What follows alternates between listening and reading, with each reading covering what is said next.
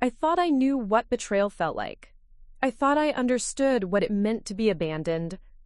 But nothing, absolutely nothing, prepared me for the moment I realized the man my family forced me to marry wasn't who they said he was. And what he knew about my missing boyfriend would change everything I thought I understood about love, family, and the night that destroyed my life.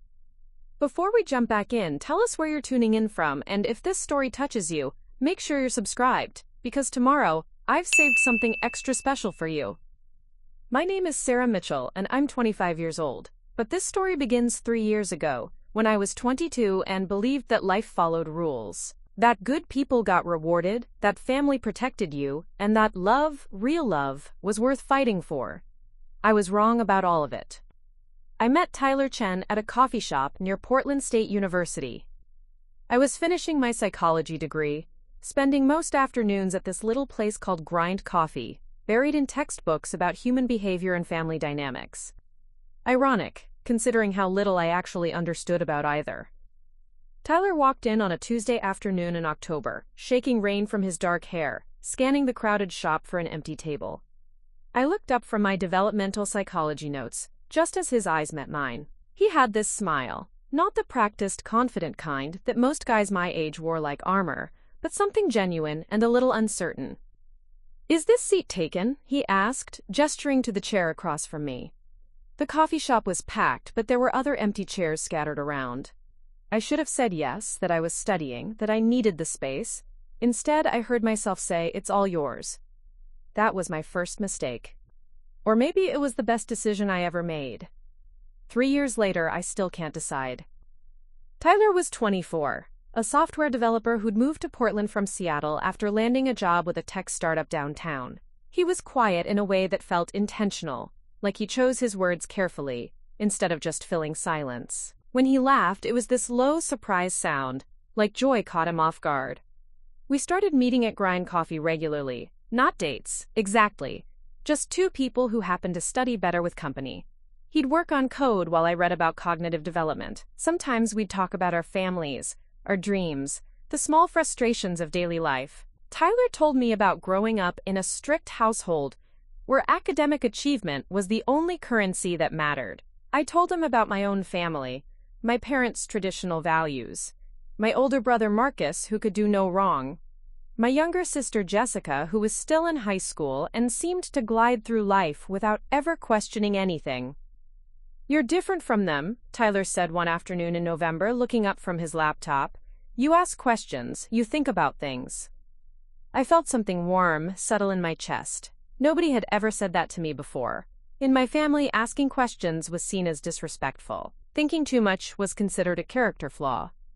"Is that a good thing?" I asked. Tyler's smile was answer enough. By December, our coffee meetings had evolved into something more intentional. Dinners at hole-in-the-wall restaurants, long walks along the Willamette River, late-night conversations that stretched until dawn. Tyler was different from anyone I'd ever known. He listened, really listened, when I talked. He remembered details about my classes, my professors, my complicated relationship with my family. My parents didn't know about him. In the Mitchell household, dating was something you did with their approval, preferably with someone from our church community or someone with the right family connections. Tyler, with his mixed heritage and his secular worldview, wouldn't have made the cut. "You're being secretive," my mother Linda said one Sunday dinner in January. "You're never home anymore." I pushed mashed potatoes around my plate, avoiding her penetrating stare. "I'm busy with school, Mom. Senior year is intense." My father, Robert, nodded approvingly. "Education first. That's smart, Sarah. There'll be plenty of time for other things after graduation." Other things. That's how my family talked about love, about relationships, about anything that wasn't directly related to academic achievement or career advancement. Other things that could wait, should wait, would inevitably disappoint you if you prioritized them too early. But Tyler didn't feel like something that could wait. When he kissed me for the first time, standing on the Burnside Bridge with the city lights reflecting off the river below, it felt like something I'd been waiting my entire life to understand. "I love you," he whispered against my lips, and the words hit me like electricity. I'd never said those words to anyone who wasn't family, The phrase felt foreign and perfect and terrifying all at once. "I love you too," I whispered back, and meant it completely. Spring semester brought new pressures.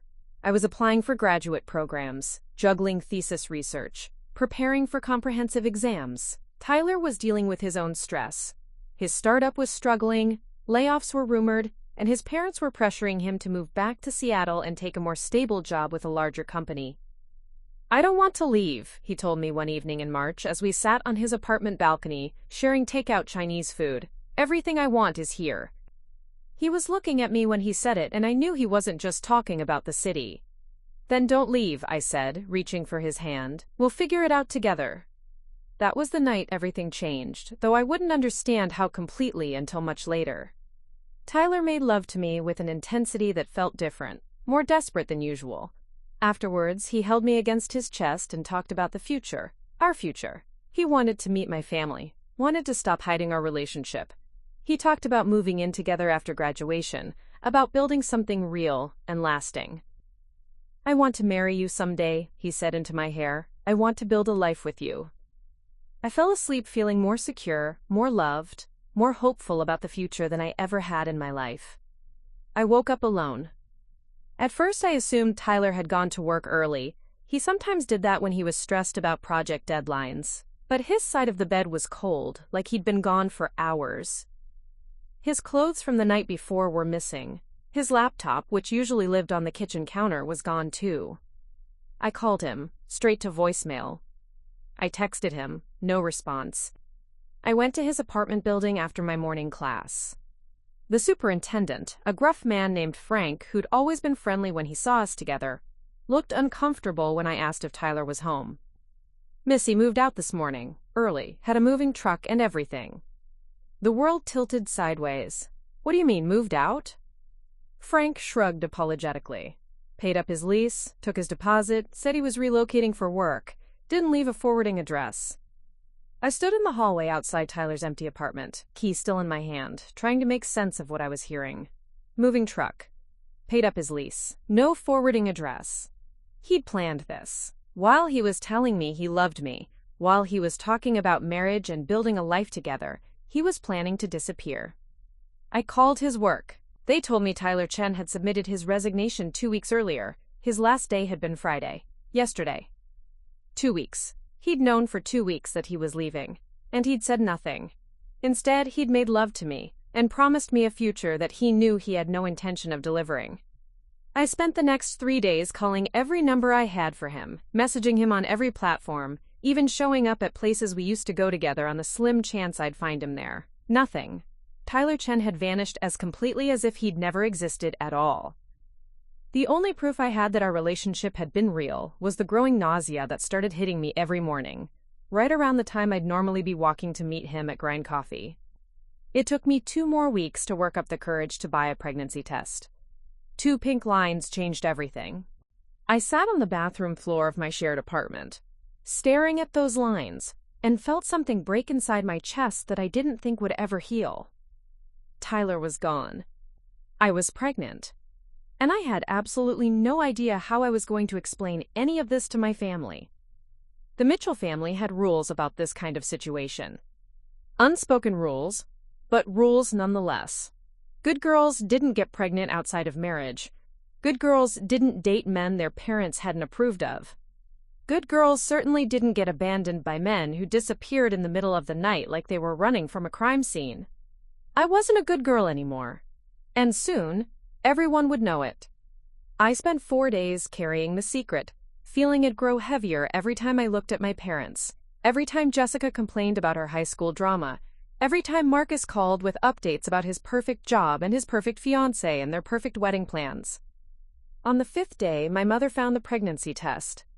I'd hidden it in my desk drawer, wrapped in tissues, like that would somehow make it less real. But Linda Mitchell had been cleaning my room, something she'd done every week since I was 5 years old, a habit I'd never had the courage to ask her to stop. She was holding the test when I came home from class, standing in my doorway with an expression I'd never seen before. Not anger exactly, something colder than that, something that looked like disgust. "Sarah Elizabeth Mitchell," she said, her voice deadly quiet. "What is this?" There was no point in lying. No point in trying to explain or defend or justify. The evidence was right there in her hand, and my mother wasn't the kind of woman who accepted excuses when the facts were clear. "I'm pregnant," I said. Linda closed her eyes and took a long, slow breath.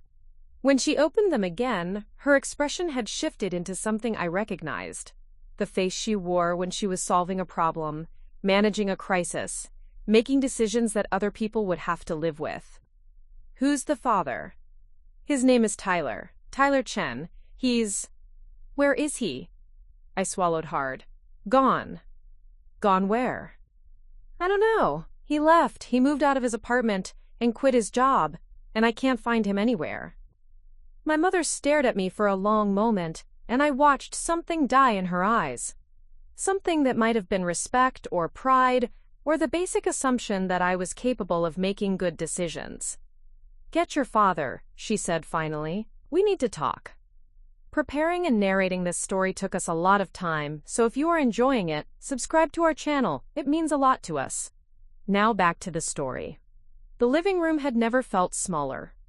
I sat on the edge of the burgundy sofa that my mother had picked out 12 years ago. The same sofa where we'd opened Christmas presents and watched family movies and had countless conversations about my future. Now it felt like a courtroom, and I was both the defendant and the evidence. My father sat in his leather recliner, the one he'd claimed as his territory since I was a child. He hadn't said a word since my mother had called him into the room 20 minutes ago, just sat there with his hands folded, staring at a spot somewhere above my head. Robert Mitchell was a man who solved problems with logic and planning. Emotional crises weren't his specialty. My mother paced behind the coffee table, her heels clicking against the hardwood floor in a rhythm that made my teeth ache. She'd changed out of her casual Saturday clothes into what I privately called her serious business outfit. Pressed slacks, a silk blouse, her hair pulled back in the severe bun she wore to parent-teacher conferences and church board meetings.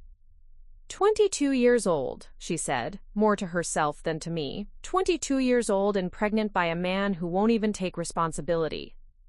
"Mom, I tried to find him. I called everywhere." "You tried to find him?" Linda whirled around to face me, her eyes blazing. "Sarah, you shouldn't have needed to find him.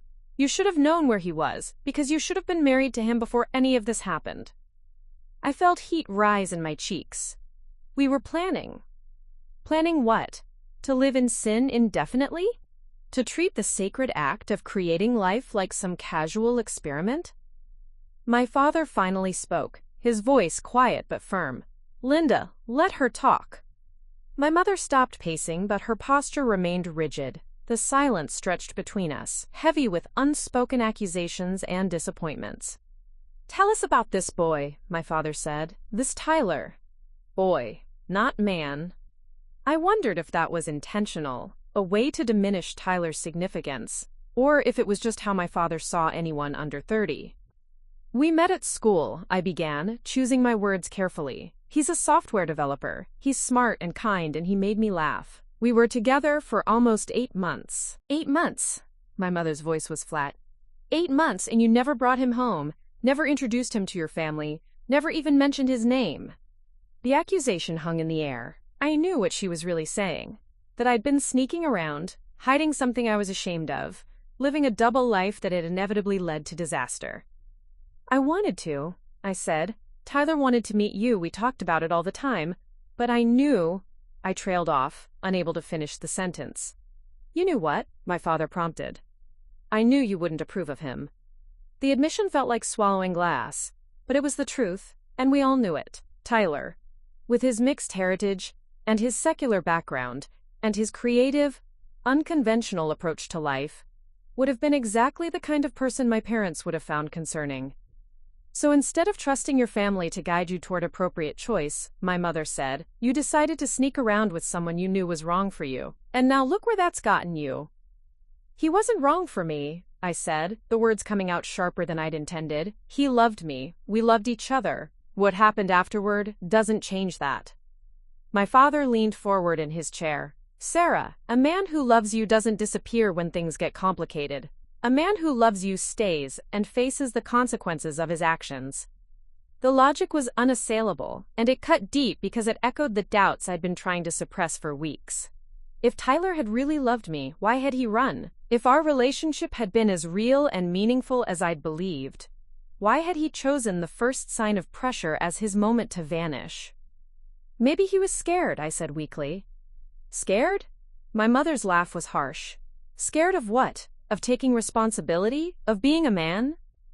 I didn't have an answer for that. I'd been asking myself the same questions every night for 3 weeks, lying awake and replaying every conversation, every moment, every sign I might have missed that Tyler was planning to abandon me.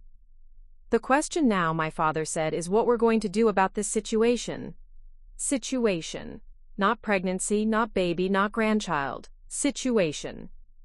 Like I was a problem that needed to be managed, a crisis that required a strategic response.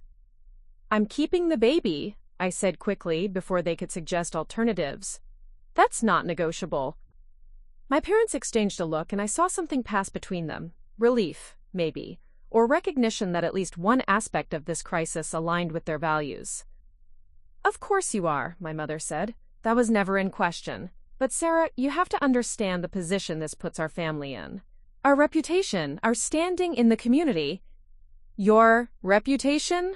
The words exploded out of me before I could stop them. Mom, I'm pregnant and abandoned and terrified, and you're worried about what people at church are going to think? Don't take that tone with me, young lady. Linda's voice dropped to the dangerous whisper she'd used when I was a child and had pushed too far. You made choices that led to this situation. Adult choices with adult consequences. Part of being an adult is understanding that your actions affect more people than just yourself. I wanted to argue, wanted to point out that Tyler had made choices too, that he was the one who'd abandoned his responsibilities, that I was as much a victim in this as anyone. But I could see from my parents' faces that they'd already decided how this story was going to be told. I was the one who'd gotten pregnant. I was the one who'd been secretive and deceptive. I was the one who'd failed to make good decisions. I was the one who would have to pay the price. So what do you want me to do? I asked. My father cleared his throat. We've been thinking about that, actually. Before you came home today, your mother and I had a long conversation with Pastor Williams. Pastor Williams, of course they'd called Pastor Williams. He'd been the spiritual advisor for our family since I was 10 years old, the man my parents turned to whenever they needed guidance on matters of faith and morality. Pastor Williams has some experience with situations like this, my mother continued. Young women who find themselves in compromised circumstances. There are options, Sarah, ways to handle this that protect both you and the baby while preserving the family's reputation. I felt something cold settle in my stomach. What kind of options? There's a young man in our congregation, my father said. David Hamilton. You might remember him. He's about your age. Graduated from Portland Christian Academy a year behind Marcus. His family owns Hamilton Construction. Good people, solid financial foundation, active in the church community. David Hamilton. I did remember him. Vaguely. Tall, quiet, serious-looking. He'd always seemed nice enough during the few church youth group activities we'd both attended, but I'd never really talked to him beyond basic pleasantries. What does David Hamilton have to do with anything? I asked, though I was beginning to suspect I already knew. David has been looking for a wife, my mother said. Someone who shares his values, someone who wants to build a Christian home and raise children in the faith. Pastor Williams spoke with his family today, explained the situation, and they're interested in helping. The room spun slightly. Helping how?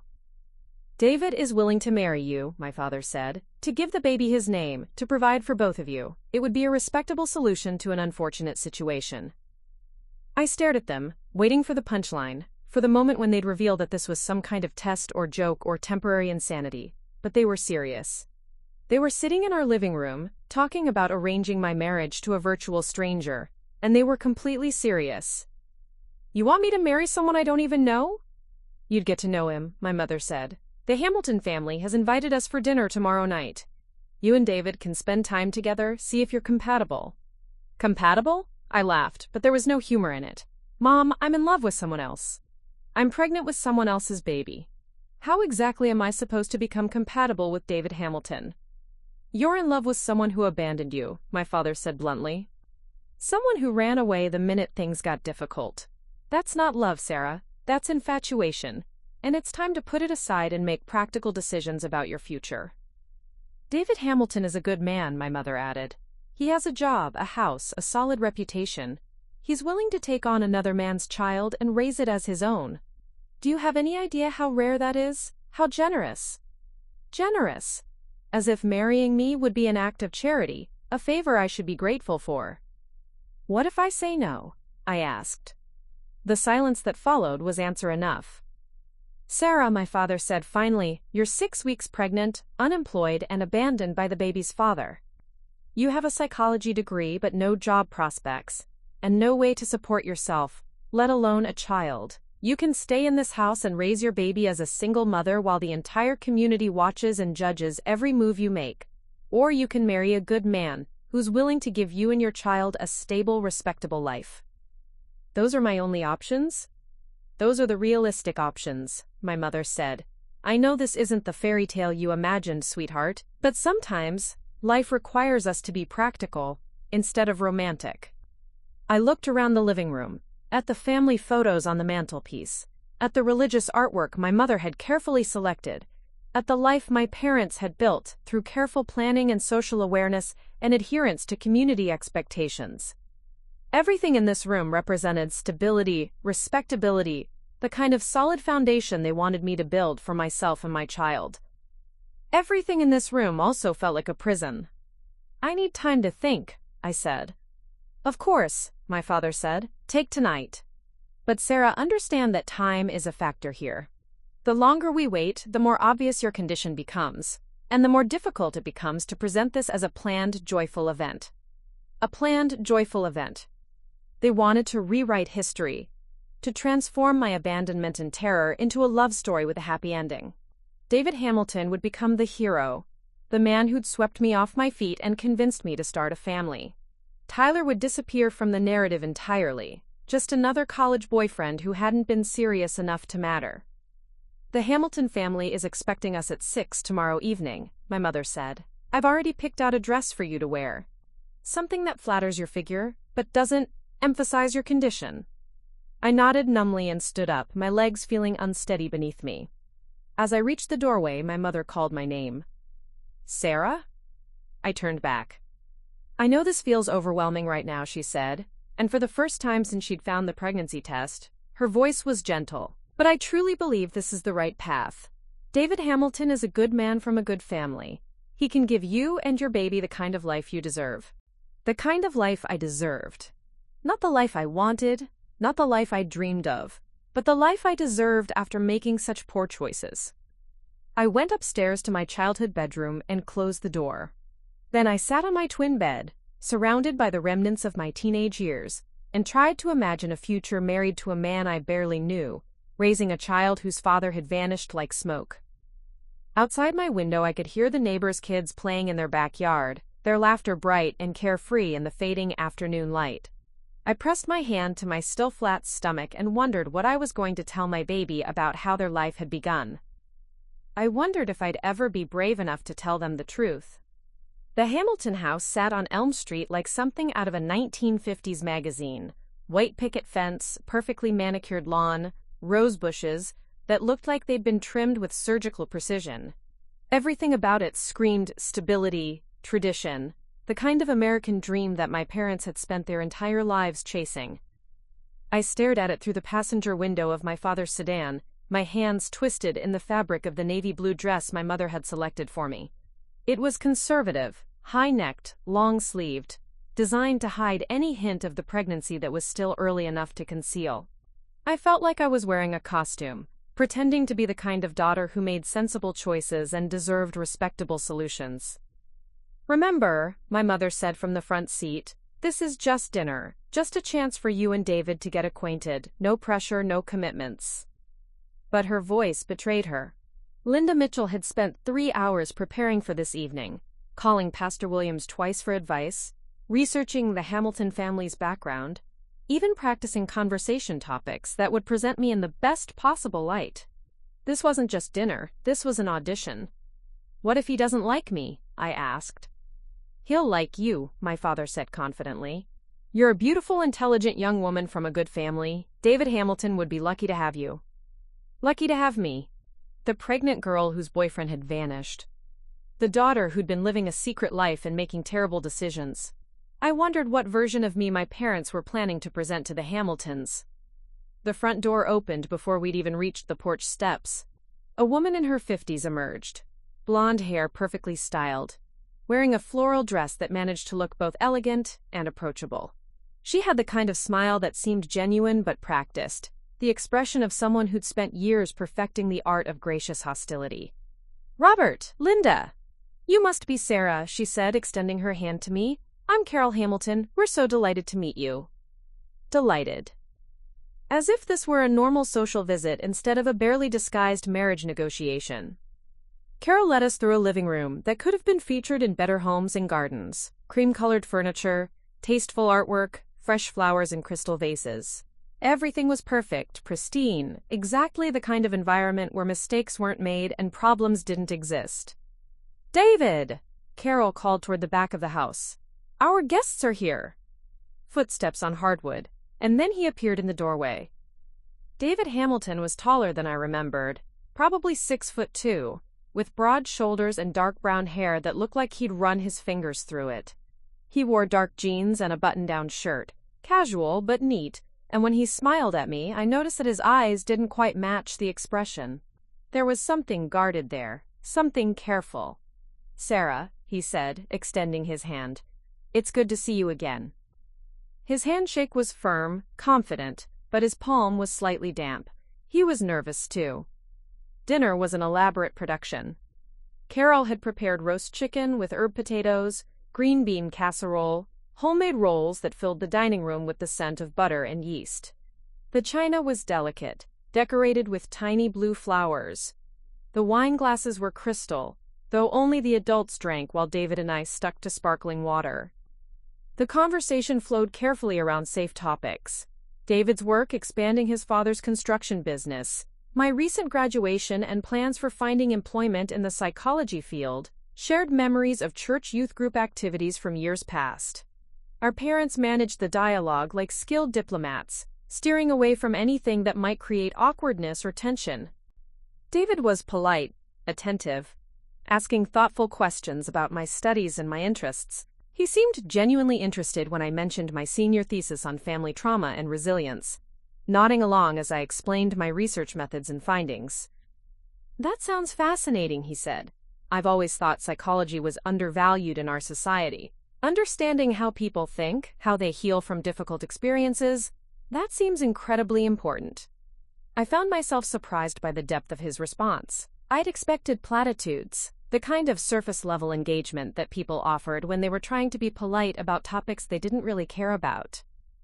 "Most people think psychology is just common sense," I said, "or they assume it's only useful for people with serious mental health issues." "But that's not true, is it?" David asked. "Everyone has patterns, everyone has ways of coping with stress and trauma. Understanding those patterns probably helps with everything: relationships, parenting, even business decisions." He was right, and he'd articulated something that most people missed entirely. I studied his face, trying to reconcile this thoughtful, articulate man with the stranger my parents wanted me to marry. After dinner, Carol suggested that David and I take a walk while the adults had coffee. It wasn't really a suggestion. It was clearly part of the evening's choreography, designed to give us privacy while keeping us under subtle supervision. The Hamilton neighborhood was quiet, tree-lined, the kind of place where children rode bicycles on sidewalks, and neighbors knew each other's names. David walked beside me with his hands in his pockets, neither of us speaking for several blocks. "This is weird, isn't it?" he said finally.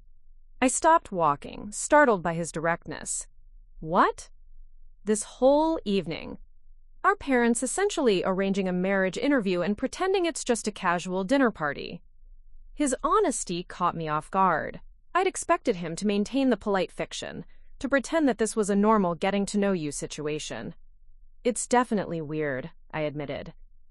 David stopped walking too and turned to face me. "Sarah, I need you to know something. I agreed to this dinner because Pastor Williams asked me to, and because I respect your family." but I'm not going to pretend I don't understand what's really happening here.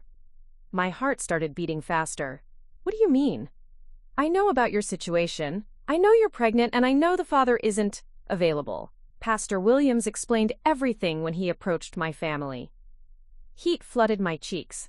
Of course Pastor Williams had told him. Of course the entire plan hinged on David knowing exactly what he was being asked to take on. I'm sorry, I said, though I wasn't sure what I was apologizing for. I know this must be incredibly awkward for you. Don't apologize, David said quickly. You didn't do anything wrong. You fell in love with someone who turned out to be unreliable. That's not a character flaw, Sarah. That's just bad luck.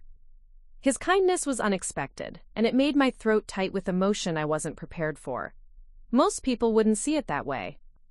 Most people are judgmental and narrow-minded, David replied. I try not to be. We started walking again, the silence between us feeling less awkward now. David had a presence that was calming, steady in a way that reminded me of my father, but without the underlying tension that always seemed to accompany Robert Mitchell's stability. Can I ask you something? I said after a few minutes. Of course. Why are you even considering this? You're successful, you're attractive, you could probably date anyone you wanted. Why would you want to marry someone who's pregnant with another man's baby? David was quiet for so long that I thought he might not answer. When he finally spoke, his voice was thoughtful, careful. I've been thinking about that question a lot over the past few days, he said, and the honest answer is complicated. We'd reached a small park, and David guided us toward a bench under an old oak tree. The evening light was fading, casting everything in a golden glow that made the ordinary neighborhood look almost magical. I'm 26 years old, David said, settling onto the bench beside me.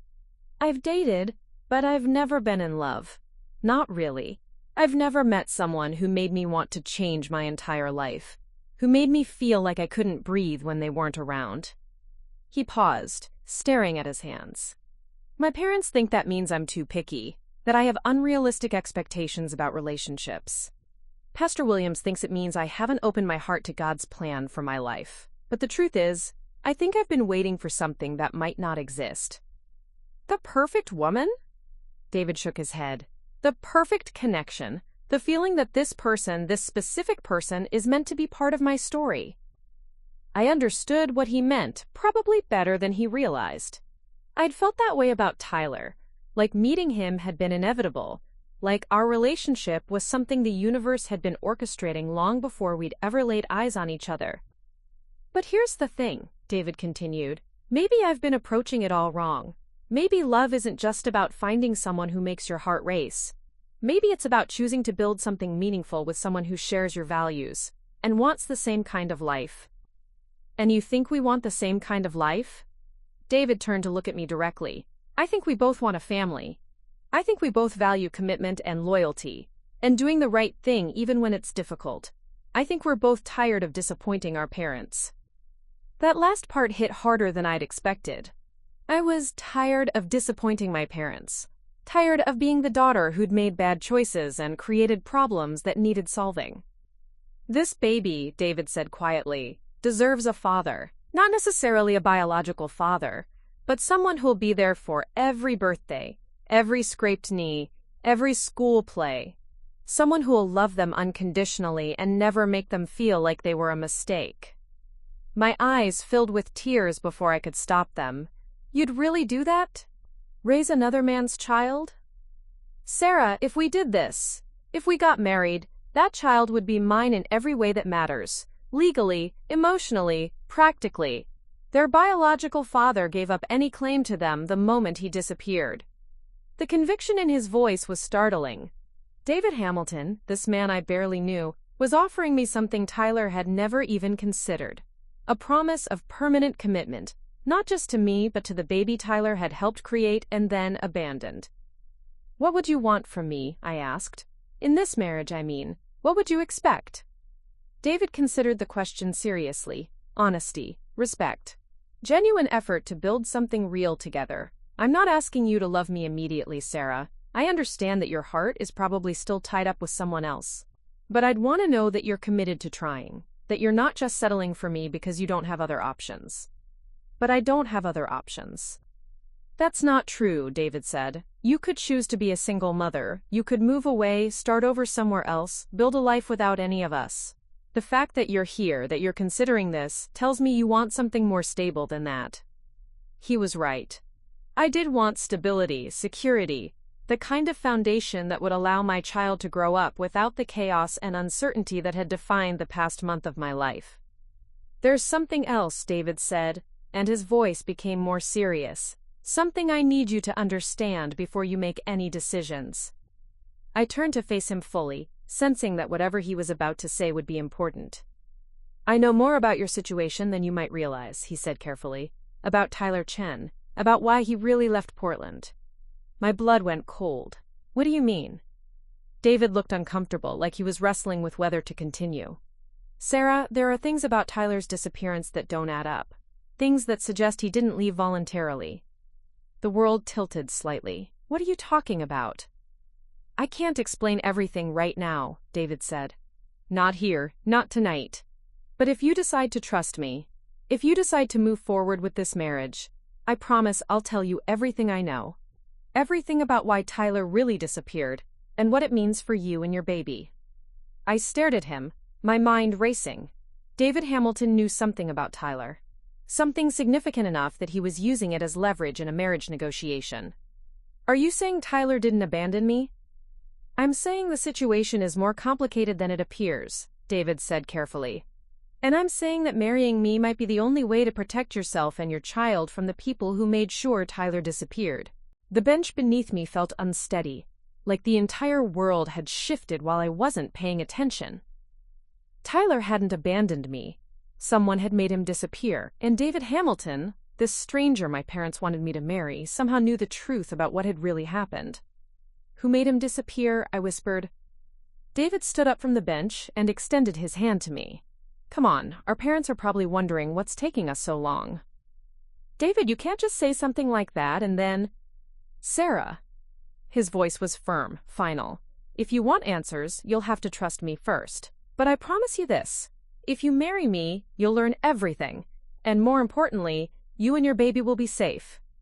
I took his hand and let him help me up from the bench, my mind spinning with questions I couldn't ask and implications I couldn't fully grasp. As we walked back toward the Hamilton house, I realized that the choice my parents had presented to me wasn't really a choice at all. It was an inevitability I'd just been too naive to see. But David Hamilton wasn't the stranger I'd thought he was. He was something far more dangerous and far more intriguing. He was someone who knew the truth about what had happened to Tyler. And he was offering to share that truth in exchange for a lifetime commitment. The question was I brave enough to find out what he knew? I didn't sleep that night. Every time I closed my eyes, I saw David's face in the fading light of the park, heard his voice saying those impossible words.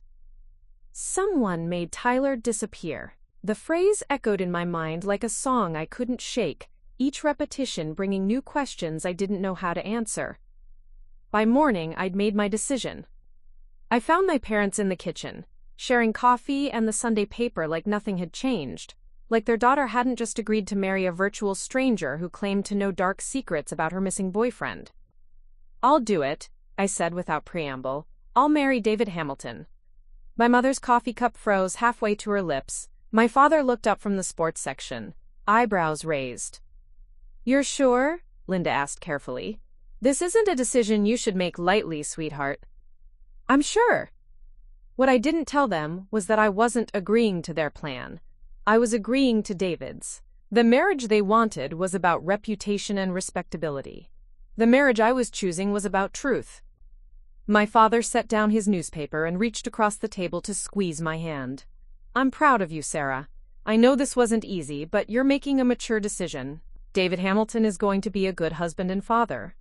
A good husband and father. If only they knew that I was more interested in what kind of detective he might be. The wedding planning began immediately. Carol Hamilton called that afternoon with dates and venues and vendor recommendations. My mother threw herself into the project with the enthusiasm of someone who'd been planning this moment since I was 5 years old. Within 48 hours, they'd selected a church, booked a reception hall, and scheduled appointments with florists, caterers, and photographers. "We're thinking small and intimate," Carol explained during one of our daily phone conversations. "Maybe 60 people, close family and friends. Nothing too elaborate given the circumstances." The circumstances. Everyone kept referring to my pregnancy that way, like it was a natural disaster we were all working around rather than a baby I was carrying. The wedding was scheduled for 6 weeks away, soon enough to occur before my pregnancy became obvious, but not so soon that it would look rushed or suspicious. Everything was being orchestrated to appear natural, romantic, the kind of whirlwind courtship that occasionally happened when two people met and just knew they were meant to be together. During those 6 weeks, David and I were expected to spend time together, to get to know each other, to build the foundation of what everyone else believed would be a real marriage. We went on carefully chaperoned dates, dinners with one set of parents or the other, church services where we sat together in the Hamilton family pew, community events where we could be seen as a couple. But David never mentioned Tyler again. Not during our stilted conversations over dinner, not during the awkward silences that filled our supervised time together, not even when I tried to bring it up directly. "You said you'd tell me everything," I whispered to him one evening after church, while our parents chatted with Pastor Williams near the sanctuary doors. "After the wedding," David replied quietly, "when we're married, when you're legally protected, I'll tell you everything, but not before." Legally protected. From what? From whom? "David, I need to know." "Sarah," his voice was firm, final, "trust me, please. I know this is difficult, but there are things happening that you don't understand yet. Things that could put you in danger if you knew too much, too soon." Danger. The word sent ice through my veins. What kind of danger? What had Tyler gotten involved in that required protection I could only access through marriage? 2 weeks before the wedding, I got my first real clue. I was leaving the grocery store, arms full of bags containing ingredients for yet another family dinner, when I noticed the car, a black sedan with tinted windows, parked across the street from the store entrance. It had been there when I had arrived an hour earlier, and it was still there now. At first, I told myself I was being paranoid. Pregnant women were supposed to be emotional, oversensitive, prone to seeing threats where none existed. But as I loaded groceries into my car, I could feel eyes on me, could sense someone watching my movements. I drove home, taking a deliberately circuitous route, checking my rearview mirror at every turn. The sedan followed me for 6 blocks before disappearing into traffic near downtown Portland. That night, I called David. "Someone was following me today," I said without preamble when he answered. Silence on the other end of the line. "David? Where are you now?" His voice was sharp, alert. "At home, my parents' house." "Good. Stay there. Don't go anywhere alone until after the wedding." "What's going on? Who would be following me?" "Sarah, listen to me carefully. Do not tell your parents about this. Do not tell anyone. Just stay close to family. Stay in public places. And if you see that car again, call me immediately." The line went dead before I could ask more questions. I sat on my childhood bed, holding my phone, trying to process what had just happened. David hadn't seemed surprised that I was being followed. He'd reacted like it was something he'd been expecting, something he'd been preparing for. What had Tyler gotten involved in, and how did David Hamilton know about it? The next morning brought a surprise visitor. I was in the kitchen making breakfast when the doorbell rang. My mother answered it, and I heard a voice I didn't recognize. Female, professional, with a slight accent I couldn't place. "Mrs. Mitchell? My name is Detective Rivera. I'd like to speak with your daughter Sarah about Tyler Chen." My fork clattered to the floor. Detective Rivera was a small woman with sharp eyes and graying hair pulled back in a practical ponytail. She wore a charcoal gray suit and carried a leather portfolio that looked like it had seen years of serious use. "Ms. Mitchell," she said, settling into our living room with the practiced ease of someone who'd conducted hundreds of difficult conversations. "I understand you were in a relationship with Tyler Chen before his disappearance." "Disappearance?" My mother's voice was sharp. "We were told he moved away for work." Detective Rivera looked at Linda with something that might have been sympathy. "Ma'am, Tyler Chen didn't move away. He's been missing for over 2 months. His family filed a report when he stopped responding to calls and emails." The room spun slightly. Tyler hadn't abandoned me. He was missing, possibly dead. Sarah, Detective Rivera continued, I need to ask you some questions about the last time you saw Tyler, about his state of mind, about anyone who might have wanted to hurt him. I told her everything I could remember about our last night together. Tyler's talk about the future, his plans to meet my family, his apparent happiness and optimism. I described waking up to find him gone, the moving truck, the resignation from his job that his employer claimed had been submitted weeks earlier. Did Tyler ever mention feeling threatened by anyone? Detective Rivera asked. Did he seem nervous or frightened in the weeks before he disappeared? I thought back, trying to remember any signs I might have missed. No, nothing like that. He was stressed about work, about his parents pressuring him to move back to Seattle, but he never mentioned being afraid of anyone. Detective Rivera made notes in her portfolio. What about his work? Did he ever discuss specific projects? Clients who might have been unhappy with his performance? He worked for a tech startup downtown. He said they were having financial problems, that there might be layoffs, but he never mentioned any conflicts with specific people. And you haven't heard from him since the morning you discovered he was gone? Nothing. No calls, no texts, no emails. I tried to find him for weeks, but it was like he'd vanished completely. Detective Rivera nodded and closed her portfolio. Ms. Mitchell, I need to tell you something that might be difficult to hear. Tyler Chen's disappearance appears to be connected to some very dangerous people. People who don't hesitate to eliminate problems when they perceive threats to their business interests. My mother gasped. What kind of business interests? I can't discuss the details of an ongoing investigation, Detective Rivera said, but I can tell you this. Sarah, if Tyler Chen was involved with these people, and if they know about your relationship with him, you could be in danger too. The detective's words confirmed what David had been hinting at, but hearing it stated so bluntly made my hands shake. What should I do? I asked. Be careful. Stay aware of your surroundings. Don't go anywhere alone, especially at night. And if you notice anyone following you, or if you receive any threatening communications, call me immediately. She handed me a business card with her direct number written on the back. After Detective Rivera left, my parents sat me down for another family meeting. But this time, their tone was different, less judgmental, more protective. Sarah, my father said, this changes things. If you're really in danger, if Tyler was involved with criminals, then marrying David isn't just about giving your baby a stable home. It's about keeping you both safe. The Hamilton family has resources, my mother added. Security systems, legal connections, the kind of protection that comes with established wealth and community standing. David can shield you from whatever Tyler got involved in. I realized then that my parents might have known more about Tyler's situation than they'd initially let on. The arranged marriage hadn't just been about saving face or providing stability, it had been about protection. Did you know? I asked. About Tyler being missing? About the danger?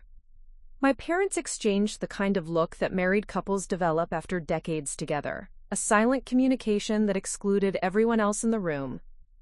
Pastor Williams heard rumors, my father said finally. Nothing concrete, nothing he could prove, but enough to make him concerned about your safety. That's why he approached the Hamilton family so quickly, why he was so insistent about moving forward with the marriage. Everyone had been protecting me, making decisions about my life without telling me the truth about why those decisions were necessary. I was furious and grateful and terrified all at once. The wedding was a week away when David finally gave me another piece of the puzzle. We were at his house, the modest two-story colonial he'd bought the previous year, going through some final planning details with our mothers. I'd excused myself to use the bathroom, and when I came back I found David waiting for me in the hallway, his expression serious. I need to show you something, he said quietly, but not here. Can you meet me tomorrow afternoon? Somewhere private? I nodded, my heart racing. The old Miller farm off Highway 26, he said. 2 o'clock, come alone, and make sure you're not followed. David, what's going on? He looked toward the living room, where our mothers were debating flower arrangements with the intensity of military strategists. Tomorrow, he said. Tomorrow, I'll show you who Tyler Chen really was, and why the people who made him disappear are never going to stop looking for you. The next afternoon, I drove to the Miller farm with my hands gripping the steering wheel so tightly my knuckles were white. The abandoned property sat on 20 acres of overgrown fields, the farmhouse itself boarded up and slowly surrendering to blackberry vines and neglect. David was already there, leaning against his truck, holding a manila envelope that looked thick with documents. "Before I show you this," he said as I approached, "I need you to promise me something. Promise me that no matter what you learn today, you'll go through with the wedding. Because once you know the truth, there's no going back to ignorance. And ignorance might be the only thing that's kept you alive this long." I stared at him, this man I was supposed to marry in 6 days, this stranger who apparently held the key to understanding why my entire life had been turned upside down. "I promise," I said. David opened the envelope and handed me a stack of photographs. What I saw changed everything I thought I knew about love, trust, and the man I'd been mourning for the past 3 months. The first photograph showed Tyler sitting in what looked like an upscale restaurant, but he wasn't alone.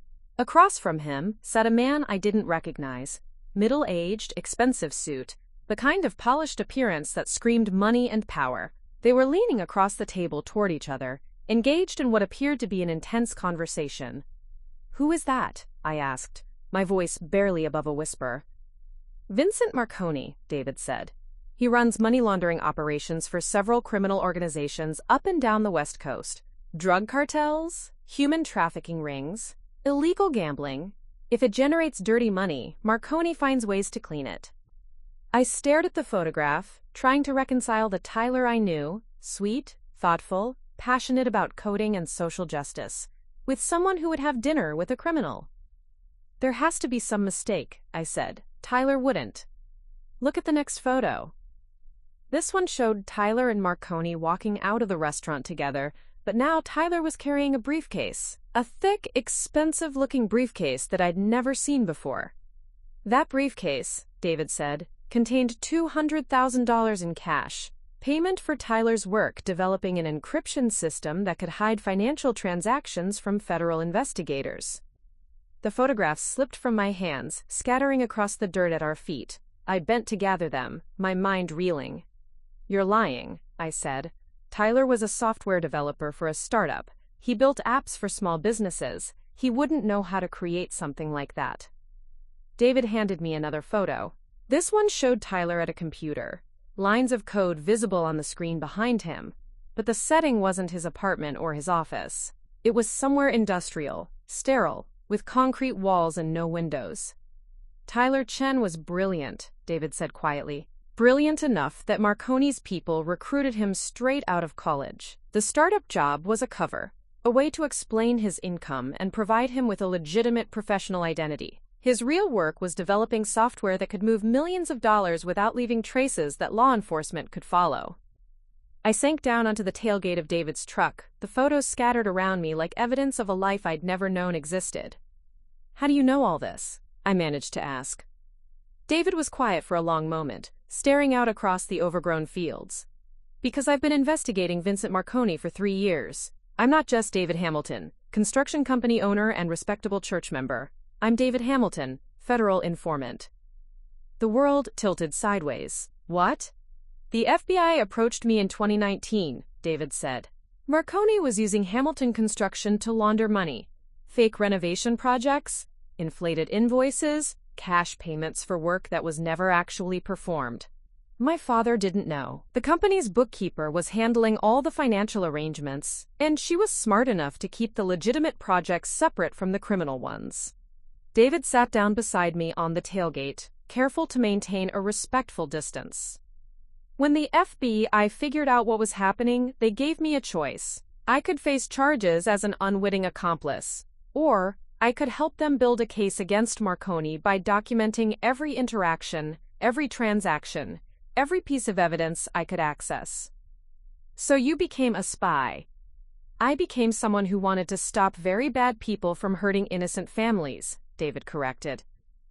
"Marconi's operations don't just clean money, Sarah. They fund human trafficking, drug distribution, violence against anyone who gets in their way. Working with the FBI, I wasn't just about protecting my family's business. It was about protecting people who couldn't protect themselves." I looked down at the photographs again, seeing them with new understanding. Tyler was one of those people. Tyler was recruited when he was 19, David said. Fresh out of high school, brilliant with computers, desperate for money to pay for college. Marconi's people find kids like that. Smart, vulnerable, in need of quick cash for legitimate reasons. They start with small jobs, simple programming tasks that seem harmless. By the time the kids realize what they're really doing, they're in too deep to get out safely. But Tyler tried to get out. David nodded grimly. 3 months ago, Tyler contacted the FBI through an anonymous tip line. He said he wanted to cooperate, wanted to provide evidence about Marconi's operations in exchange for protection and immunity. My heart started beating faster. What happened? The FBI set up a meeting. Tyler was supposed to deliver files, evidence that could take down Marconi's entire West Coast network. But 2 days before the meeting was scheduled to take place, Tyler disappeared. I thought about that last night with Tyler, his talk about the future, his plans to meet my family. Had he been preparing to run? Had he been trying to build something real with me before he vanished into witness protection? Was he murdered? I asked, the words tasting like copper in my mouth. We don't know, David said honestly. Tyler's apartment was cleaned out professionally. No fingerprints, no evidence of struggle, no indication of what happened to him. Either he was killed and his body disposed of, or he was relocated by people who wanted to make sure he couldn't testify. But if the FBI was protecting him— The FBI never got the chance to protect him, David interrupted. Someone leaked information about Tyler's cooperation. Someone inside law enforcement told Marconi that Tyler was planning to turn state's evidence. The implications hit me like a physical blow. Tyler hadn't abandoned me. He'd been trying to do the right thing, trying to escape from criminals who'd trapped him as a teenager, and someone had betrayed him before he could find safety. That's why you can't go to the police about being followed, David continued. That's why Detective Rivera's visit yesterday was so dangerous. Marconi has sources inside law enforcement. We don't know how high up the corruption goes. But Detective Rivera seemed legitimate. Detective Rivera is legitimate, David said. But she's investigating Tyler's disappearance through official channels, which means filing reports, documenting interviews, creating a paper trail that Marconi's people can access through their contacts. I felt sick, so talking to her put me in more danger. Talking to her confirmed that you exist, that you were important to Tyler, that you might know something about his work for Marconi, David said. Before yesterday, you were just a girlfriend who'd been abandoned. Now you're a potential witness who needs to be neutralized. Neutralized. The clinical term made my blood run cold. Why didn't you warn me before the detective came? Because I didn't know she was coming, David said. The FBI doesn't share information about ongoing investigations with informants unless it's absolutely necessary. I only learned about Rivera's visit because my handler called me this morning. Your handler. David talked about federal agents like they were part of his regular social circle. How long have you known about me? I asked. About Tyler and me? David looked uncomfortable. Since the beginning. Tyler was under surveillance. The FBI has photos of you together, recordings of some of your conversations in public places. When Tyler disappeared, they briefed me about everyone in his life who might become a target. I stared at him, processing the magnitude of what he was telling me. You knew about me before Pastor Williams ever approached your family. Yes. You knew I was pregnant. Yes. You knew Tyler was missing, possibly dead. Yes. And you still agreed to marry me. David met my eyes directly. I agreed to marry you because it was the only way to protect you legally. As my wife, you can't be compelled to testify against me. As my wife, you have access to my family's security resources and legal connections. As my wife, you disappear into a respectable suburban identity that Marconi's people are less likely to target. So this marriage, it's just about protection? Just a cover story? The marriage is about keeping you and your baby alive, David said firmly. Everything else, whether we can build something real together, whether we can find a way to care about each other, that's secondary to survival. I picked up the scattered photographs, looking at them with new eyes. Tyler in expensive restaurants. Tyler carrying briefcases full of cash. Tyler meeting with people who looked like they belonged in movies about organized crime. There's something else, David said. Something I need to show you before you make your final decision about this marriage." He reached into his truck and pulled out a laptop, opening it to reveal what looked like a secure communications system.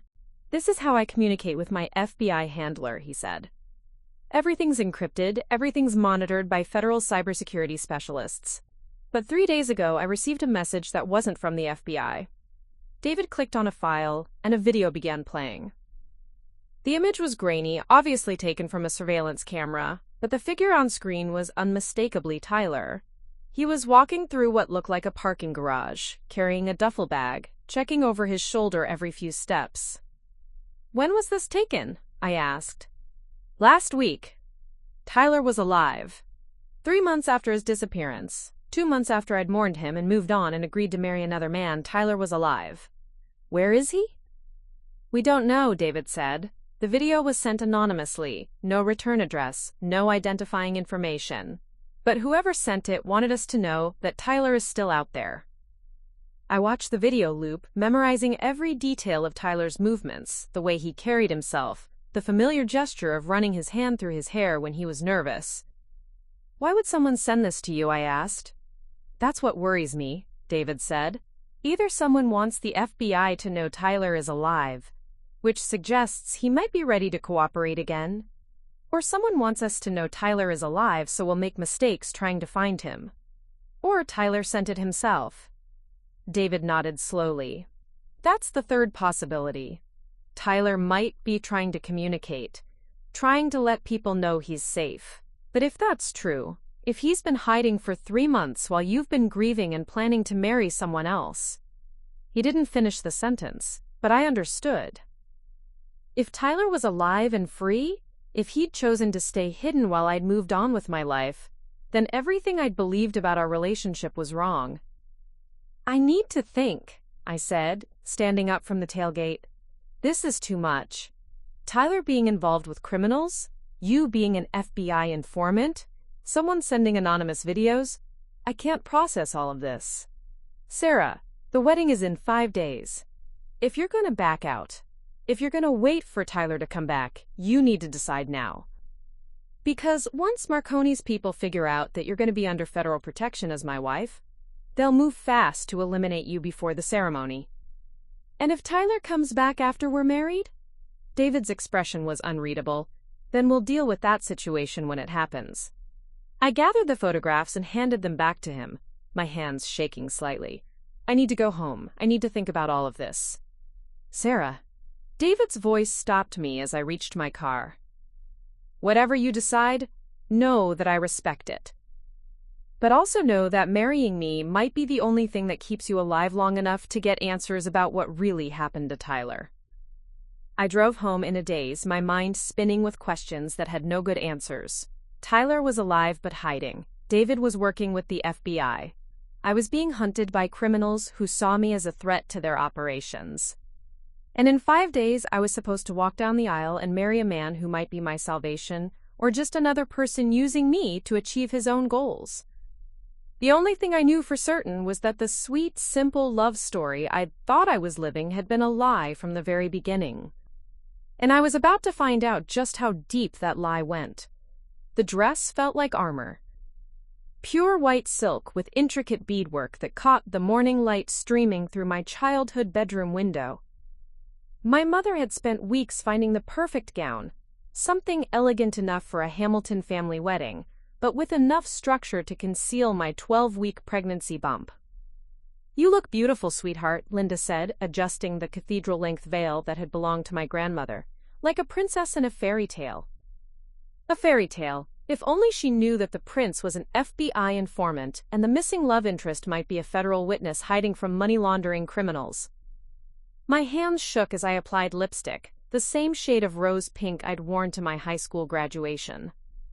In the mirror, I looked like every bride who'd ever walked down the aisle at First Presbyterian Church, nervous, radiant, ready to begin a new chapter of her life. None of them had been carrying another man's baby or marrying someone to escape organized crime. "Sarah, there's something I need to tell you," my mother said, sitting down on my bed with the careful grace of a woman wearing an expensive mother-of-the-bride dress. "Something your father and I probably should have shared with you weeks ago." I turned from the mirror, mascara wand still in my hand. What? Linda took a deep breath, gathering herself the way she did before delivering difficult news. We know about David's work with the government. Pastor Williams told us everything about the investigation, about the danger you're in, about why this marriage is so important for your safety. The mascara wand clattered into the sink. You knew? This entire time you knew David was working with the FBI? We knew enough, my mother said carefully. We knew that marrying David would protect you and the baby from people who might want to hurt you because of your relationship with Tyler. And you didn't think I had a right to know that?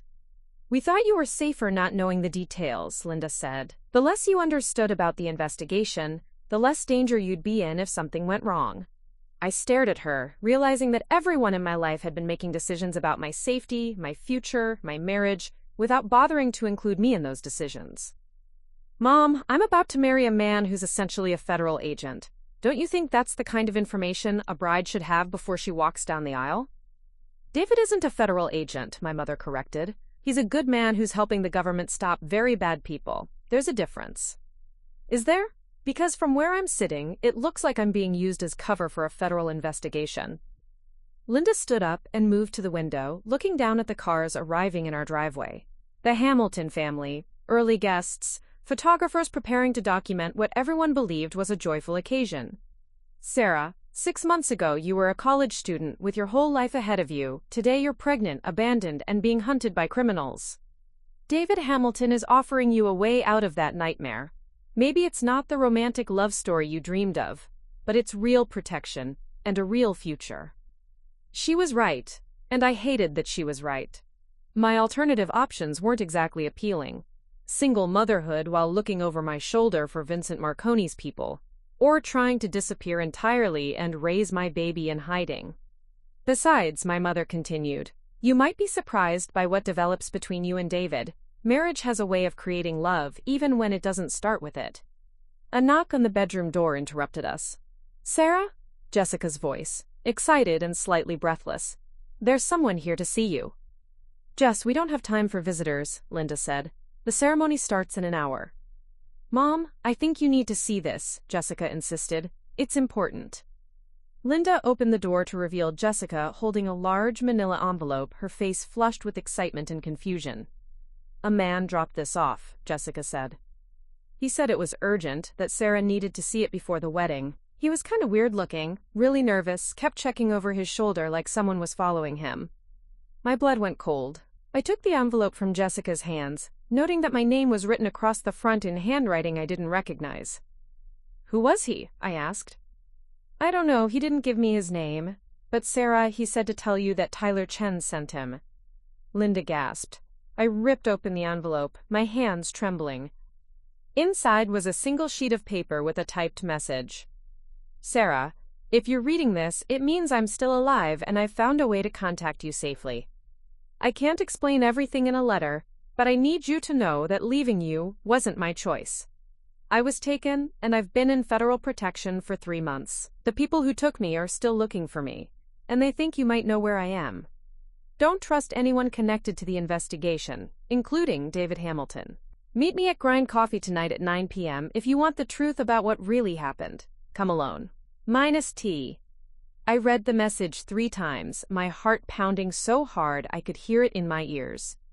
Tyler was alive. Tyler was in federal protection. Tyler wanted to see me. And Tyler was warning me not to trust David. What does it say? My mother asked. I folded the letter quickly and tucked it into my purse. It's nothing. Just someone playing a prank. But Linda had known me for 22 years. And she could read my face like a newspaper headline. Sarah Elizabeth Mitchell, what does that letter say? Before I could answer, another knock interrupted us. This time it was my father's voice, urgent and strained. Linda, Sarah, we have a problem downstairs. We hurried down to the living room to find chaos. David was there, still in his tuxedo but with his bow tie undone, and his hair disheveled like he'd been running. Pastor Williams stood beside him looking pale and shaken. 2 men in dark suits flanked the front door, clearly security, though I didn't know if they were FBI or Hamilton Family Protection. "What's happening?" I asked. David looked at me with an expression I couldn't read. "Sarah, we need to move up the timeline. The ceremony needs to happen now, immediately, before anyone else arrives." "What are you talking about? The guests are already on their way to the church." "Change of plans," one of the men in suits said. He had the kind of voice that suggested he was used to giving orders and having them followed without question. "We've received credible intelligence that there's going to be an attempt to disrupt the ceremony." "Disrupt how?" my father demanded. "Vincent Marconi's people know about the wedding," David said. "They know that marrying me will give Sarah federal protection. They're planning to intervene before the ceremony can be completed." The room started spinning. "Intervene how?" "We don't have time for details," the man in the suit said. "Pastor Williams, can you perform the ceremony here, now, with these witnesses?" Pastor Williams nodded slowly. "If it's truly necessary for Sarah's safety, then yes, the legal requirements can be met with immediate family present." "No," I said, the word coming out louder than I'd intended. "No, this is insane. I'm not getting married in my parents' living room because criminals might crash my church wedding." "Sarah," David said, moving toward me. "I know this isn't what you wanted, but we're out of time. Marconi's people were spotted near the church an hour ago. If we wait, if we try to go through with the original ceremony, people could get hurt." "People like who?" "People like your sister. People like your parents. People like the 60 wedding guests who have no idea they're walking into a potential crime scene." The threat was clear. Innocent people would be endangered if I insisted on the public ceremony we'd planned. "And if I refused to get married at all?" The man in the suit answered before David could speak. "Then we put you in federal protection immediately. You and your family disappear into witness relocation. New identities, new lives, no contact with anyone from your past. Forever? Until Vincent Marconi and his organization are neutralized, which could be months or it could be years." I looked around the living room at my family, at Pastor Williams, at David in his wedding tuxedo. Everyone was waiting for my decision, and all the options were terrible. Marry David immediately in a rushed ceremony and hope he was telling the truth about protection. Refuse to marry and disappear into federal protection with my family. Or ignore all of them and try to meet Tyler at Grind Coffee to hear his version of the truth. "If I marry David now," I said, "what happens afterward?" "We go on our honeymoon as planned," David said. 2 weeks in Hawaii while the FBI completes their operation against Marconi. When we come back, the immediate danger should be over." "And Tyler?" David's expression hardened slightly. "Tyler Chen is not your concern anymore, Sarah. He made his choices when he got involved with criminals. Your concern now is protecting yourself and your baby." But Tyler's letter was burning a hole in my purse, his warning about David echoing in my mind. What if David wasn't the protector he claimed to be? What if the FBI informant story was just another layer of deception? "I need 5 minutes," I said. 5 minutes alone to think." "We don't have 5 minutes," the man in the suit said. "The longer we wait, the more dangerous this becomes." "Then you'll have to risk it," I said firmly. "Because I'm not making the biggest decision of my life without at least 5 minutes to consider my options." I went upstairs to the bathroom and locked the door, pulling Tyler's letter out of my purse. I read it again, looking for clues I might have missed, trying to decode what he was really trying to tell me. Don't trust anyone connected to the investigation, including David Hamilton. But if David was an FBI informant, and if Tyler was in federal protection, wouldn't they be on the same side? Unless Tyler had discovered something about David that the FBI didn't know. Unless David's loyalty wasn't as clear-cut as he'd claimed. Or unless Tyler's letter was a trap, designed to lure me away from the protection David was offering. I stared at myself in the bathroom mirror, wedding dress and all, trying to decide which man was telling the truth and which one was going to get me killed.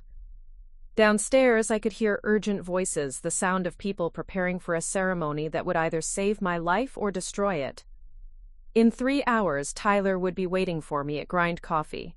In 3 minutes, I could be married to David Hamilton.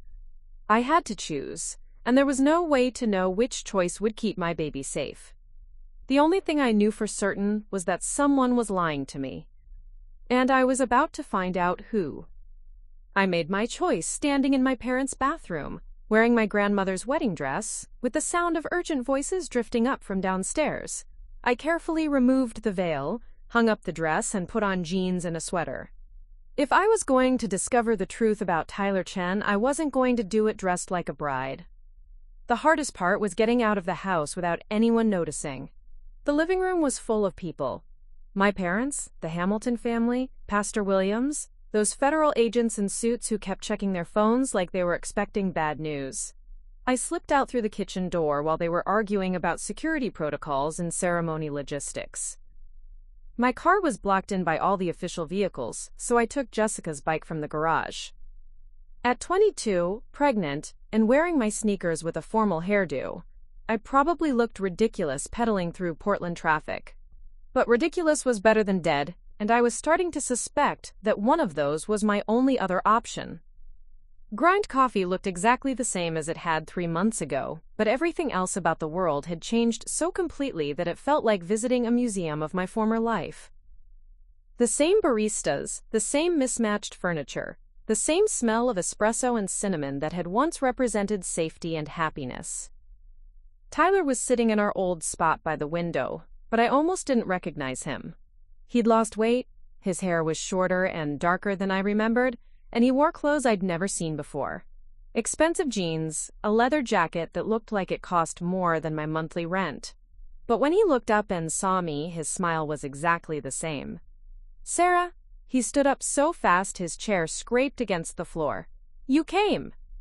I wanted to run to him, wanted to throw my arms around him and cry, and demand explanations for 3 months of grief and confusion. Instead, I stayed by the door, studying his face for signs of deception. "Are you really Tyler Chen?" I asked. "Or are you someone pretending to be him?" The question seemed to catch him off guard. "What do you mean?" "I mean, I've learned a lot about Tyler Chen in the past week. I've learned he was involved with money laundering operations. I've learned he was supposed to cooperate with federal investigators. I've learned he disappeared right before he was supposed to testify against Vincent Marconi." Tyler's face went pale. "Who told you about Marconi?" "David Hamilton, my husband." The words felt strange in my mouth, even though they weren't technically true yet. "The man I was supposed to marry an hour ago instead of meeting you here." "Sarah, please sit down. Let me explain everything." I remained standing, arms crossed. "Start talking."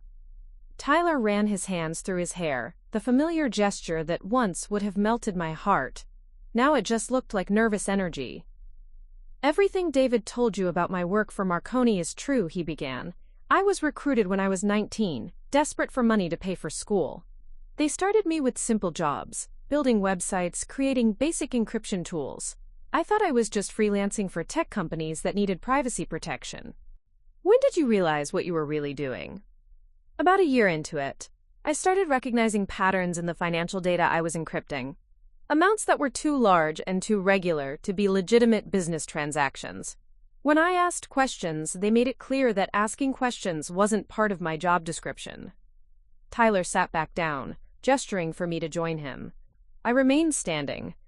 "I wanted out," he continued, "but by then I knew too much. Marconi's people made it clear that leaving wasn't an option. They had documentation of everything I'd done for them, enough evidence to send me to prison for 20 years. "So you stayed." "I stayed, and I got deeper involved, and I started documenting everything, every transaction, every client, every piece of software I created. I thought maybe someday I could use it all as leverage to get out safely. And then you met me." Tyler's expression softened. "Meeting you changed everything, Sarah. For the first time in 3 years, I had something worth fighting for. Someone worth taking risks for." "So you contacted the FBI." "I contacted the FBI because I wanted to build a real life with you," Tyler said. "I wanted to marry you, to have children with you, to give you the kind of future you deserved. But I couldn't do any of that while I was trapped working for criminals." I felt tears burning behind my eyes, but I refused to let them fall. "And then you disappeared." "And then Vincent Marconi found out about my cooperation," Tyler corrected. "Someone leaked information about my planned testimony. 2 days before I was supposed to meet with federal prosecutors, 3 men showed up at my apartment." "Marconi's people?" "Worse. Corrupt federal agents working for Marconi. They told me I had two choices: disappear voluntarily and keep my mouth shut, or disappear permanently in a way that would send a message to other potential witnesses. Tyler reached into his jacket and pulled out a thick folder. I chose option 3. I took the evidence I'd been collecting and I ran. Federal protection? No protection at all, Tyler said. I've been hiding for 3 months, moving from city to city, trying to figure out which federal agents can be trusted and which ones are working for Marconi. He handed me the folder. Inside were photographs, financial documents, recorded conversations, email printouts, enough evidence to expose a criminal network that apparently reached into law enforcement agencies. Tyler, if you have all this evidence, why haven't you turned it over to someone who can use it? Because I don't know who to trust, he said. Sarah, the corruption goes deeper than you realize. Marconi has people in the FBI, in local police departments, in federal prosecutor offices. David Hamilton might think he's working for the good guys, but there's no way to know if his handlers are legitimate or if they're feeding information back to Marconi. My head was spinning, so when David told me he was protecting me, he might genuinely believe that's what he's doing, Tyler said. But Sarah, if you marry him, if you become legally connected to his investigation, you'll be putting yourself directly in Marconi's crosshairs. Every move you make will be monitored, every conversation recorded, every aspect of your life scrutinized by people who won't hesitate to eliminate you if you become inconvenient. I sank into the chair across from him, the weight of impossible choices settling on my shoulders like a concrete blanket. What are you asking me to do, Tyler? Run away with you? Disappear completely? I'm asking you to trust me one more time, Tyler said. I'm asking you to help me expose the truth about Marconi's operation and the corrupt agents protecting him. And then, when it's safe, when the real criminals are in prison and the corrupt cops are gone, I'm asking you to give us another chance. Tyler, I'm pregnant. I know, his voice was soft, gentle. I know about the baby, and I know it's mine. I've known since the day I disappeared. The world stopped moving. What do you mean you've known? Tyler reached across the table and took my hands. Sarah, the night before I disappeared, I got a call from one of Marconi's men. He told me they knew about you, about our relationship. He said if I tried to cooperate with the FBI, they'd make sure you and our baby paid the price for my betrayal. Our baby? I knew you were pregnant before I left, Tyler said. You'd been sick every morning for a week, you'd been exhausted, you'd stopped drinking coffee. I suspected, and I was planning to talk to you about it that morning. But then Marconi's people made it clear that staying in your life would get you killed.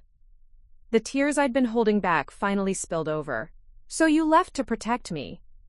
I left because I was a coward, Tyler said fiercely. I should have found another way. I should have taken you with me, should have made sure you were safe before I disappeared. Instead, I abandoned you when you needed me most, and I've regretted it every single day since. I pulled my hands free and wiped my eyes, trying to think clearly through the emotional storm in my chest. Tyler, even if everything you're saying is true, even if David's investigation is compromised, I can't just run away with you. My family, my life, my baby's future. Your baby's future includes a father who loves them, Tyler interrupted. A father who's going to spend the rest of his life making up for these 3 months of absence. My phone buzzed with a text message. David, where are you? The ceremony can't wait much longer. I have to go, I said, standing up from the table. People are waiting for me.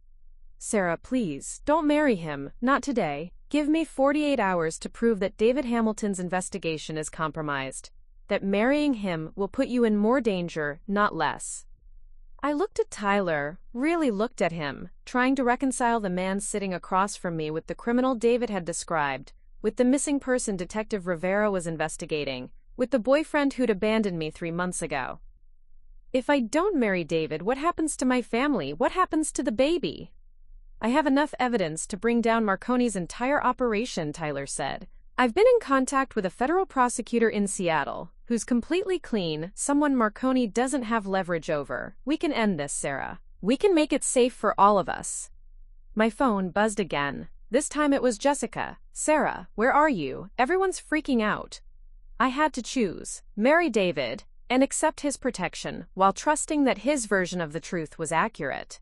Or trust Tyler, the man who'd already disappeared from my life once, who might be a criminal, or might be a hero, or might be something in between.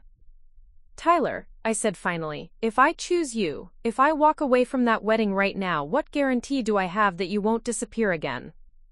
Tyler stood up and moved around the table until he was standing directly in front of me. You don't have any guarantees, Sarah. Not from me, not from David, not from anyone. But I can promise you this. I will never lie to you again.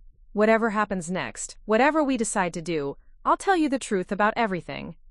He reached into his pocket and pulled out a small velvet box.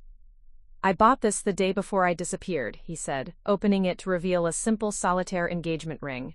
I was going to propose to you that morning. I was going to tell you about the baby, about my plans to cooperate with the FBI, about the new life we could build together once Marconi was in prison. The ring was beautiful, classic, exactly the kind of thing I would have chosen for myself. Nothing like the elaborate Hamilton family heirloom David had presented to me during our formal engagement. Tyler, I'm not asking you to marry me today, he said quickly. I'm not asking you to make promises you might not be able to keep. I'm just asking you to give us a chance to build something real, something honest, something that isn't based on fear and protection and family expectations. My phone rang, David's number. Sarah, I need you to answer that, Tyler said. I need you to tell him you're safe, that you'll be in touch soon, but don't tell him where you are. I answered the phone with shaking hands. Sarah, thank God, David's voice was strained. Where are you? Are you hurt? I'm fine, I said. I'm safe. But David, I can't marry you today. Silence on the other end of the line. I need time to figure out what's true and what isn't, I continued. I need to make this decision for myself. Not because I'm scared or because my family thinks it's the right thing to do. Sarah, you don't understand the danger. I understand plenty, I interrupted. But I also understand that I'm tired of other people making decisions about my life. I'll be in touch in 48 hours. Until then, please keep my family safe. I hung up before David could respond. Tyler was watching me with an expression I couldn't read. What happens now? I looked at the engagement ring still sitting in its velvet box, at the evidence folder that could apparently bring down a criminal empire, at the man who claimed to love me enough to risk everything for a chance at redemption. Now, I said, you show me everything. Every piece of evidence.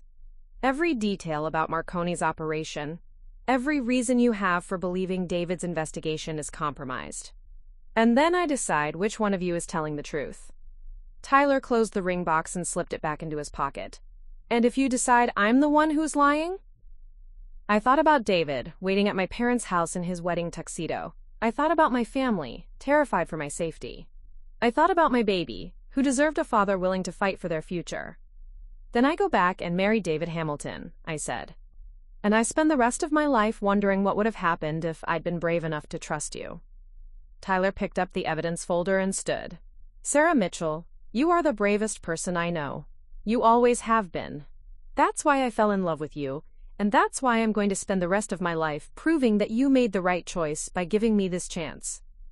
As we walked out of Grind Coffee together, I realized that I wasn't just choosing between two men. I was choosing between two completely different versions of my future, one built on security and protection, and one built on love and the possibility of justice. For the first time in 3 months, I felt like the choice was actually mine to make. And for the first time since Tyler had disappeared, I felt like maybe, just maybe, the truth was finally within reach. The only question was whether the truth would set us free, or whether it would destroy everything we'd ever cared about. But I was done being afraid to find out. 6 months later, I was sitting in a federal courthouse in Seattle, holding my 3-month-old daughter Emma Rose Chen, watching Vincent Marconi get sentenced to life in prison without the possibility of parole. Tyler sat beside me, wearing a suit that actually belonged to him this time, squeezing my free hand as the judge read the verdict. David Hamilton was 3 rows behind us, also in handcuffs, waiting for his own sentencing hearing. It turned out Tyler had been right about the corruption in David's investigation. David hadn't been protecting me. He'd been using me as bait to draw Tyler out of hiding, so Marconi's people could eliminate the threat he represented. The fake FBI agents at my almost wedding had been Marconi's men. The rushed ceremony had been designed to legally bind me to David before Tyler could expose the truth about the compromised investigation. If I'd married David that day, I would have disappeared during our Hawaiian honeymoon. Another tragic accident, another young woman who'd been in the wrong place at the wrong time. Instead, Tyler and I had spent 48 hours gathering additional evidence, contacting legitimate federal prosecutors, and building an airtight case that had brought down not just Marconi's operation, but the corrupt law enforcement network that had been protecting it. My parents were still adjusting to the truth about David Hamilton. My mother, in particular, had struggled with learning that the man she'd considered a perfect son-in-law had been planning to murder their daughter. But they'd rallied around Tyler once they understood what he'd sacrificed to keep me safe. "I still think you should have told us the truth from the beginning," my father had said to Tyler during one of our family dinners. "We could have helped." "Mr. Mitchell, with respect, if I'd told you the truth, Sarah would be dead right now," Tyler had replied. "Sometimes protecting the people you love means making decisions they won't understand until later." As we left the courthouse that day, Tyler carrying Emma while I navigated the steps in heels that still felt foreign after months of wearing nothing but sneakers, I realized that our love story had never been about perfect timing or easy choices. It had been about learning to trust each other, even when the truth was complicated, even when doing the right thing required sacrificing the things we thought we wanted. Tyler proposed to me again 6 months after Marconi's sentencing, this time in our tiny apartment overlooking the Willamette River, with Emma sleeping in her crib nearby and no criminal organizations threatening our future. This time, I said yes immediately. We were married the following spring in a small ceremony at the same church where I'd almost married David Hamilton. Pastor Williams performed the ceremony, and my parents cried tears of joy instead of relief. Jessica was my maid of honor, and Emma was our flower girl, though at 10 months old she was more interested in eating the rose petals than scattering them. Tyler's vows included a promise that he would never make important decisions about our life without including me. My vows included a promise that I would never again let other people convince me to ignore my instincts about the people I loved. As I write this, Emma is 3 years old and Tyler is teaching her how to code on a kid-friendly computer program. We're expecting our second child in the fall, and Tyler jokes that this time he gets to be present for the entire pregnancy experience. David Hamilton was sentenced to 15 years in federal prison for conspiracy, obstruction of justice, and attempted murder. He'll be eligible for parole when Emma turns 16. I hope by then she'll be old enough to understand that sometimes the people who claim to be protecting you are the ones you most need protection from. And sometimes the person who seems to have abandoned you is actually the one fighting hardest to find their way back to you. The moral of my story isn't about forgiveness or second chances or the power of true love. It's about learning to trust yourself enough to ask the hard questions, even when everyone else is telling you that you already have all the answers you need. Especially then. Because sometimes the difference between a fairy tale ending and a tragedy is simply having the courage to choose the truth over the safety of beautiful lies. And sometimes, if you're very lucky, the truth turns out to be more beautiful than any lie you could have imagined. Up next, you've got 2 more standout stories right on your screen. If this one hits the mark, you won't want to pass these up. Just click and check them out. And don't forget to like, subscribe, and turn on the notification bell so you don't miss any upload from us.